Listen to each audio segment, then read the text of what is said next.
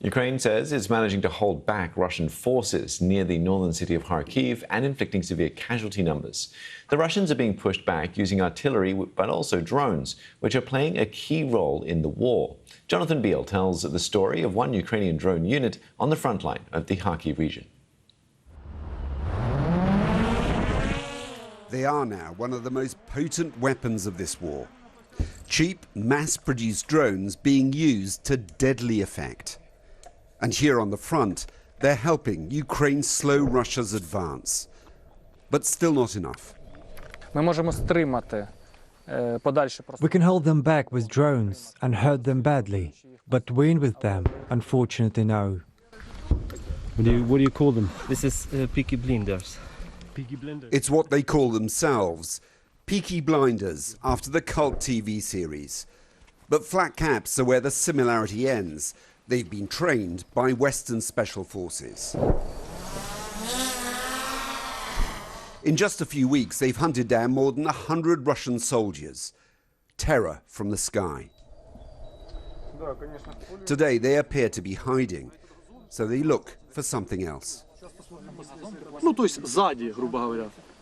So you're stealing Russian rifles from the Russians, yes? Yes, it's Russian AK. This is the second time that Alexander's fought for this territory, his home. He once farmed the fields nearby. Then he grew strawberries. Now he's planting bombs. But he knows what they're doing won't end this war. Right now, it's like two more or less equal gladiators fighting each other, and neither can defeat the other.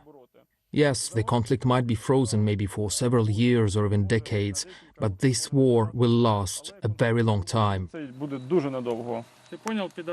The Russians are learning too.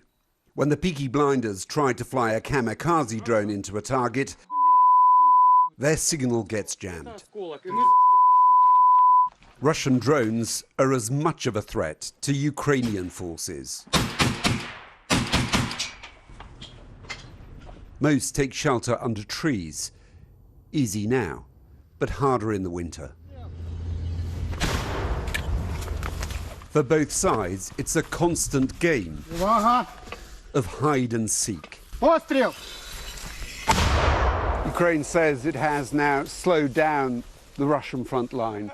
It has stabilized the situation, but there's still quite a fierce artillery battle going on. Their much harder task will be to push the Russians back. They might just weather this storm with the arrival of more Western weapons.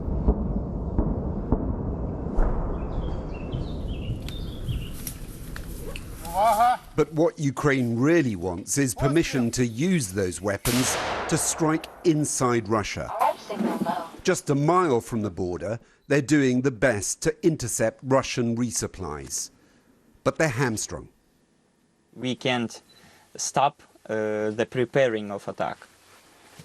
So you need to target inside Russia to stop them advancing here? Of course. But you're not allowed to? Nope. And does that make sense to you? No. Not at all. Ukraine remains determined to fight, but they're still looking to the West to give them the tools to win. Jonathan Beale, BBC News, Kharkiv.